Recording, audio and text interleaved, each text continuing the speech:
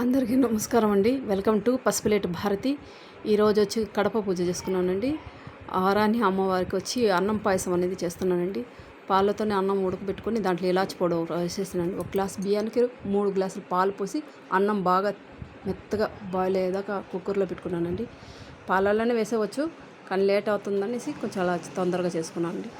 దాంట్లోకి జీడిపప్పు, ద్రాక్ష అనేది కూడా వేయించి పెట్టుకున్నానండి. నెయ్యి వేసి మళ్ళీ ఆ తర్వాత క్యారెట్ హల్వా చేద్దామనేసి అమ్మవారికి 3 క్యారెట్ తురుముకున్నాను.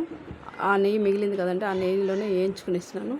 దాంట్లో ఇలాచి పౌడర్ వేసుకొని పాలు అనేది కాసి పోసానండి. అది బాగా మరగనిచ్చి ఉడకనిచ్చాలండి. బాగా దగ్గర పడేంత వరకు అలాగనే అసలు జీడిపప్పు, ద్రాక్ష అనేది కూడా వేసుకుని ఇస్తున్నానండి.